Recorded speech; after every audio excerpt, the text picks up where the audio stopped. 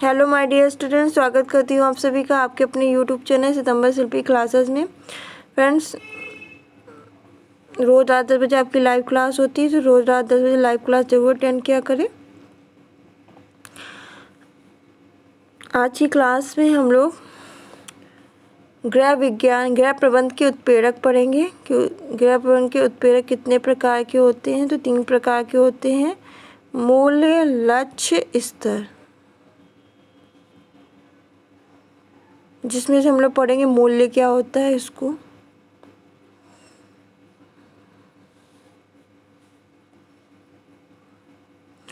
आपको मैंने बताया था कि गृह प्रबंध के 3 उत्प्रेरक हैं: मूल्य, लक्ष्य, स्तर। मूल्य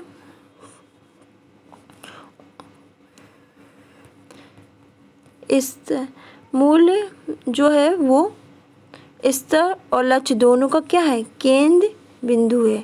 मूल से ही लक्ष्य की उत्पत्ति होती है और स्तर की उत्पत्ति होती है। जैसे हमारे मूल्य होंगे, जैसे हमारे संस्कार होंगे, जैसे हमारी मान्यता होगी, वैसे क्या होंगे, हमारे लक्ष्य होंगे। और लक्ष्य जैसे होंगे उसी के अकॉर्डिंग हमें समाज एक्सेप्ट करेगा, समाज में हमारा स्तर होगा।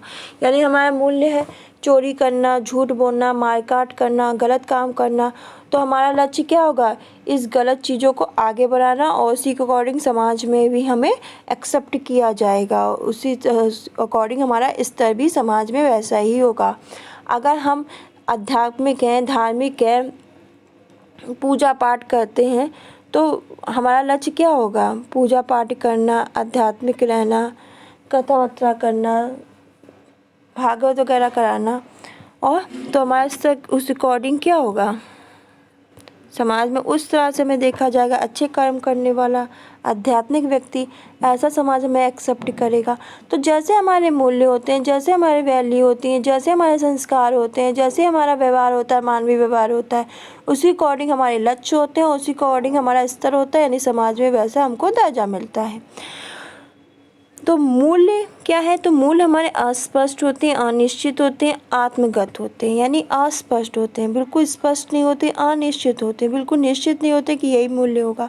आत्मगत होते, खुद के मूल्य होते हैं। ये मानवीय व्यवहार को प्रेरित करने वाला एक प्रमुख उत्प्रेरक है। ये मानव के व्यवहार को प्रेरित करने वाला एक प्रमुख उत्प्रेरक होता है। जैसे घर में 2 बच्चे हैं तो उनके 2 मूल्य अलग अलग होंगे। उनके जो मूल्य होंगे, उनकी जो विचारधारा होगी, उनके जो व्यवहार होंगे, उनके अलग होंगे। एक के मूल्य अलग हो सकते हैं, एक के दूसरे हो सकते हैं। जैसे एक भाई है तो वो चाहता है कि दहेज में हमें बहुत कुछ सामान मिले। दूसरा भाई दहेज का विरोधी, वो चाहता नहीं कि नहीं, वो चाहता ही नहीं कि हमको दहेज में सामान मिले। वो सोचता है कि नहीं, हम जो भी कमाएंगे अपनी मेहनत से कमाएंगे। तो ये दोनों के मूल्य हैं, ये दोनों के विचार हैं, ये दोनों के व्यवहार हैं। जैसा मूल्य होते हैं, जैसे संस्कार होते हैं, वैसे अनुसार उसी अनुसार क्या होता है, मानवीय व्यवहार होता है। जैसे एक व्यक्ति है, वो अगर चोरी करता है, झूठ बोलता है, मारकाट करता है, तो उसका मानवीय व्यवहार ऐसे ही होगा। और एक व्यक्ति सदाचारी है, दूसरों की मदद करता है, गरीबों की मदद करता है, जो ज़रूरतमंद उनकी मदद करता है, तो उसका व्यवहार भी मदद करने वाला होगा। बिना मूल्यों के व्यक्ति विकास की ओर अग्रसर नहीं हो सकता और ना ही जीवन में सफलता हासिल कर सकता है। वास्तव में मूल व्यक्ति के जीवन का प्रेरक बिंदु होते हैं। हम जो भी कार्य करते हैं उसके पीछे शारीरिक, मानसिक, आर्थिक, सामाजिक, मनोवैज्ञानिक, तार्किक या धार्मिक तत्व जरूर होते हैं। हम जो भी कार्य करेंगे उसके पीछे हमारे शारीरिक, मानसिक, आर्थिक हैं, सामाजिक हैं, मनोवैज्ञानिक हैं, तार्किक हैं, धार्मिक तत्व जरूर होते हैं। और यही तत्व जीवन के क्या होंगे, मूल्य होंगे। आपको बता दें कि उदाहरण के तौर पे भारतीय हिंदू संस्कृति है, उसमें बड़े बुजुर्गों को हमारे यहाँ बहुत सम्मान से देखा जाता है, बहुत आदर भाव से देखा जाता है। गाय माता को बहुत पूजा जाता है, उनके लिए हम लोग रोटी भी पहले निकालते हैं। तुलसी के पौधे की पत्ती को हम प्रसाद में वितरित करते हैं, देवताओं के ऊपर चढ़ाते हैं। ये सब हमारे मूल्य। तो विदेशों में ऐसा नहीं होता, वहाँ इतना सम्मान नहीं मिलता वृद्ध को जितना हमारी संस्कृति में, भारतीय हिंदू संस्कृति में मिलता है। तो ये उनके मूल्य हैं, वो अपने अकॉर्डिंग चलते हैं, हम लोग के अलग मूल्य हैं। तो मूल्य से हमारे मानवीय व्यवहार हमारा डिसाइड होता है, हमारे लक्ष्य डिसाइड होते हैं और उस अकॉर्डिंग हमारा क्या होता है, स्तर डिसाइड होता है। परिभाषा देख लेते हैं मूल्य की।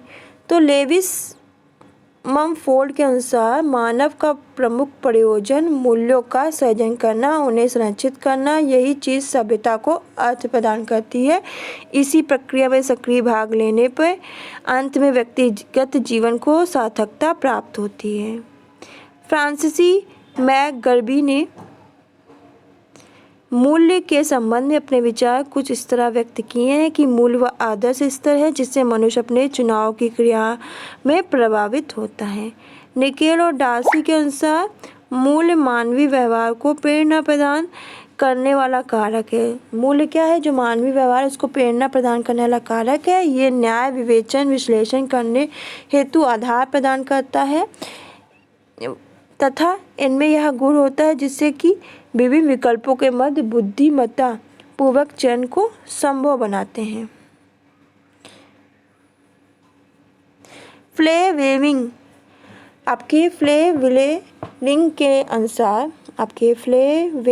के अनुसार समस्त मूल्य मानवीय होते हैं।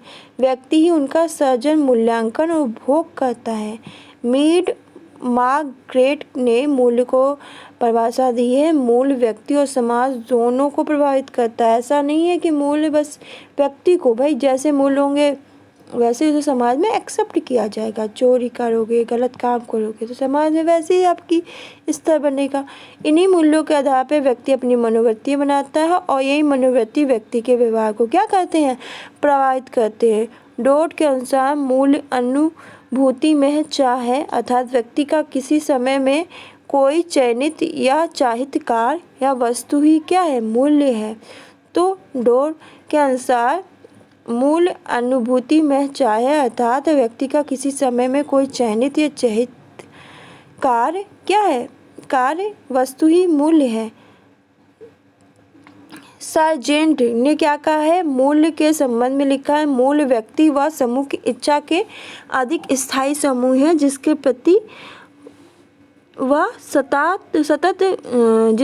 वे सतत क्रियाशील रहते हैं। मूल्य व्यक्ति व समूह की इच्छा के अधिक स्थायी समूह है। जो मूल्य है व्यक्ति के व समूह की इच्छा के अधिक स्थायी समूह है जिनके प्रति वे सतत क्रियाशील रहते हैं। मैक्रील के अनुसार मूल्य का प्रश्न न केवल दार्शनिक के लिए अपितु प्रत्येक व्यक्ति के लिए महत्वपूर्ण होता है। दार्शनिक आलोचना के दर्शन शास्त्र में व्यस्त रहते हैं, परंतु प्रत्येक व्यक्ति दिन प्रतिदिन क्षण प्रतिक्षण स्वयं की आलोचना में व्यस्त रहता है। प्रत्येक ऐच्छिक चुनाव में मूल्यों का मापन होता है। जब एक वस्तु का चुनाव एक से अधिक वस्तु उपलब्ध रहने पर किया जाता है तो चुनाव का कारण उत्पन्न हो जाता है। वस्तु के चुनाव में कोई दबाव नहीं रहता, तब व्यक्ति अंश से अच्छा चुनाव करता है, अंश से बेहतरीन चुनाव करता है। तो ये थी आपकी मूल्य की परिभाषा। डेफिनेशन इम्पोर्टेंट थी, डेफिनेशन जरूर पढ़ लेना। मूल्य में कुछ भी नहीं है। कल हम लोग मूल्य के प्रकार पढ़ेंगे, मूल्य का वर्गीकरण पढ़ेंगे। मूल्य का वर्गीकरण क्या है अच्छी तरह समझेंगे। आज हम लोगों ने परिभाषा समझी, परिभाषा क्या है। परिभाषा समझने के कोई वो नहीं है, देखिए इसकी कोई ट्रिक नहीं, कुछ नहीं, आपको खुद से याद करनी पड़ेगी परिभाषा। इसकी कोई ट्रिक विक नहीं है कि ट्रिक बता दी जाए तो आप आराम से पढ़ लो, नहीं, आपको खुद से पढ़ना होगा। और अच्छे से पढ़ाई करो, अच्छे से हर चीज़ को रिवाइज करो। पेपर जब भी हो अच्छा और बेस्ट करना है, इस बात को माइंड में रखना। तो फ्रेंड्स आज के लिए बस इतना ही। कल मिलेंगे हम लोग और रात 10 बजे और हम लोग कल पढ़ेंगे मूल्य का वर्गीकरण, मूल्य के प्रकार। तो चैनल को लाइक करना, शेयर करना, चैनल को सब्सक्राइब करना बिल्कुल ना भूलना। Bye bye, take care.